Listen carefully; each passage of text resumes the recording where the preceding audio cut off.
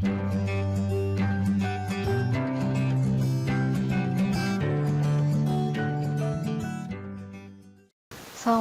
warahmatullahi wabarakatuh.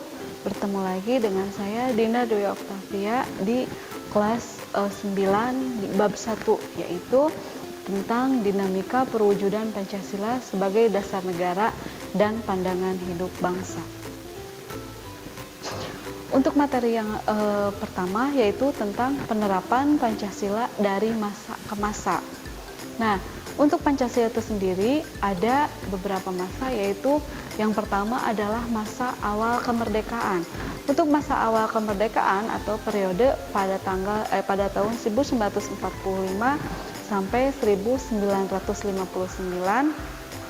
Nah, di awal-awal kemerdekaan itu memang tidak berjalan mulus, tetapi banyak pemberontakan.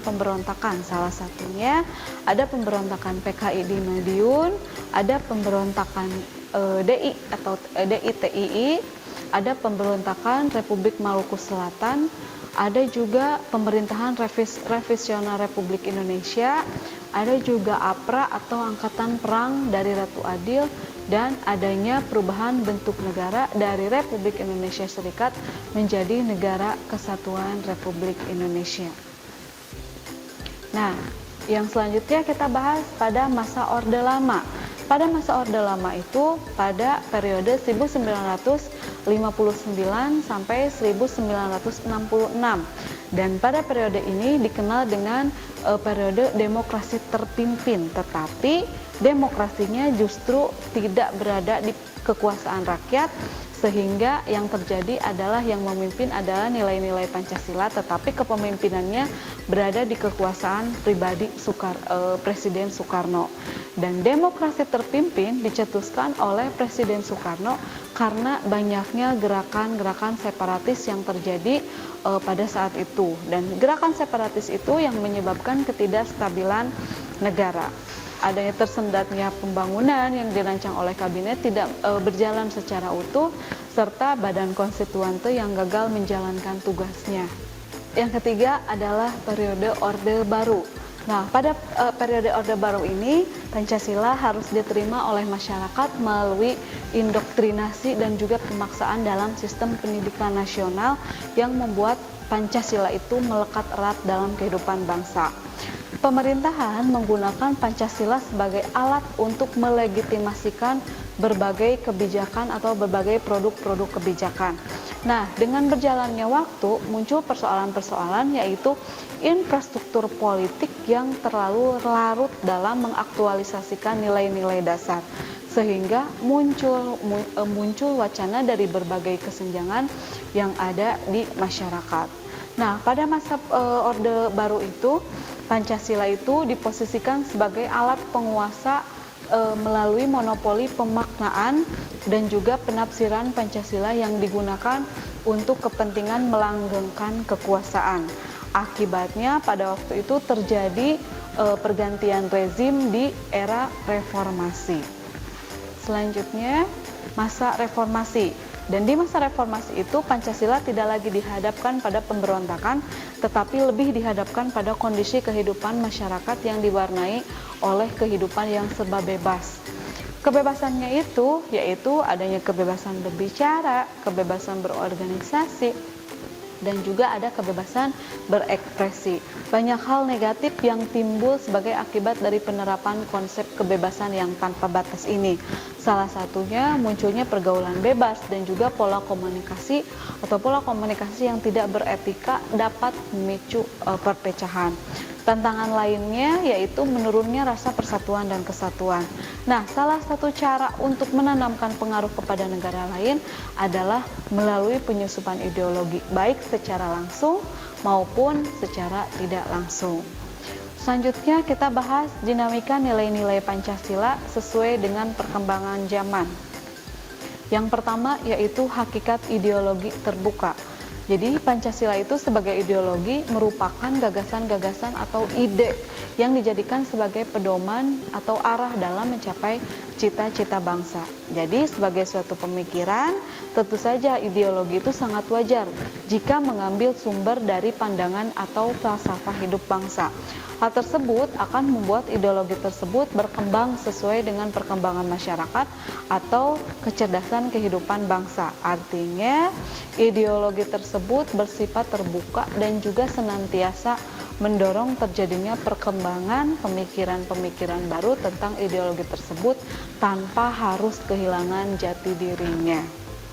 Selanjutnya, kita bahas tentang kedudukan Pancasila sebagai ideologi terbuka. Jadi, Pancasila itu sebagai ideologi terbuka harus memperhatikan yang pertama ada stabilitas nasional yang dinamis, terus ada larangan untuk memasukkan pemikiran-pemikiran yang mengandung nilai-nilai yang bertentangan dengan Pancasila.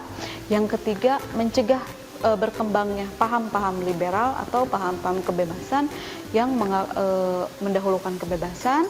Terus yang selanjutnya adalah adanya larangan terhadap pandangan ekstrim yang menggelisahkan kehidupan masyarakat dan juga penciptaan norma yang harus melalui kesepakatan.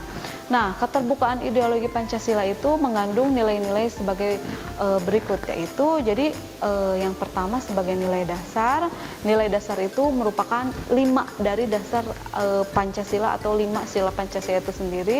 Yang selanjutnya adalah nilai instrumental. Kalau nilai instrumental itu adalah peraturan perundang-undangan dan juga lembaga-lembaga pelaksanaannya. Dan selanjutnya adalah nilai praksis. Untuk nilai praksis adalah penerapan di kehidupan sehari-hari. Selanjutnya, Pancasila sebagai ideologi terbuka harus secara struktural memiliki 3 dimensi. Yang pertama, ada dimensi idealisme, ada dimensi normatif, dan juga yang terakhir ada dimensi realitas. Nah, bahasan yang terakhir di materi ini yaitu perwujudan nilai-nilai Pancasila dalam berbagai kehidupan atau nilai praktis dari Pancasila. Perwujudannya salah satunya yang pertama di bidang politik dan hukum. Untuk perwujudan Pancasila di dalam politik dan hukum itu adalah yang pertama adanya pemilihan umum secara luber atau langsung, umum, bebas, dan juga rahasia. Dan selanjutnya ada membangun sistem pemerintahan yang sesuai dengan perkembangan zaman.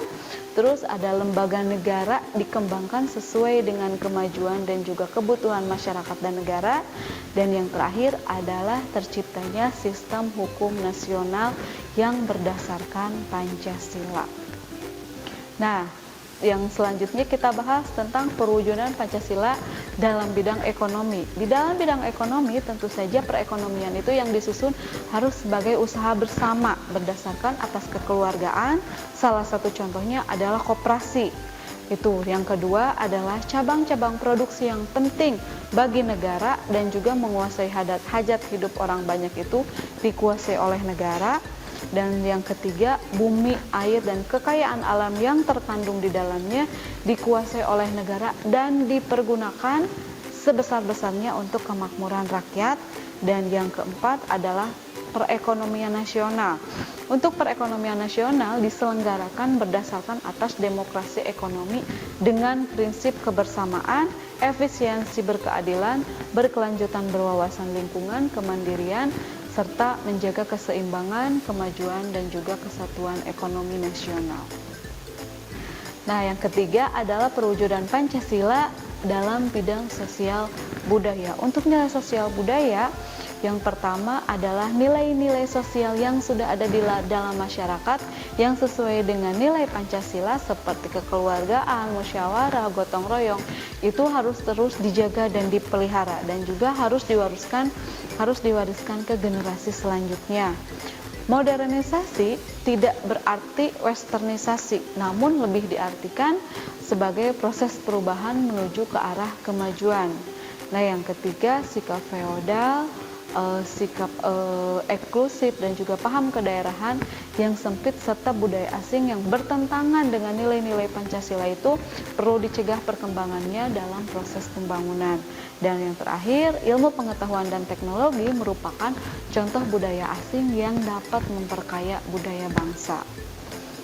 Dan selanjutnya, perwujudan nilai Pancasila dalam bidang pertahanan dan keamanan.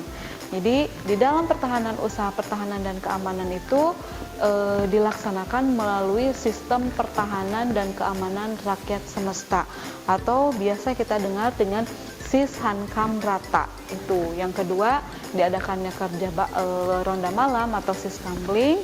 Terus yang ketiga, di beberapa daerah masih ada lembaga masyarakat atau adat yang bertugas untuk menjaga keamanan masyarakat. Itu untuk materi dari bab 1, saya cukupkan sekian. Billahi taufiq wal hidayah. Wassalamualaikum warahmatullahi wabarakatuh. Kunjungi sosial media lainnya seperti website kami di pkbmalfata.com, Facebook PKB Malfata Mananjaya, Instagram PKB Malfata _official. Dan terima kasih telah klik video ini. Jangan lupa like, comment, share, and subscribe untuk menunjukkan dukungan kamu terhadap channel ini. Enjoy the video, PKB Malfata.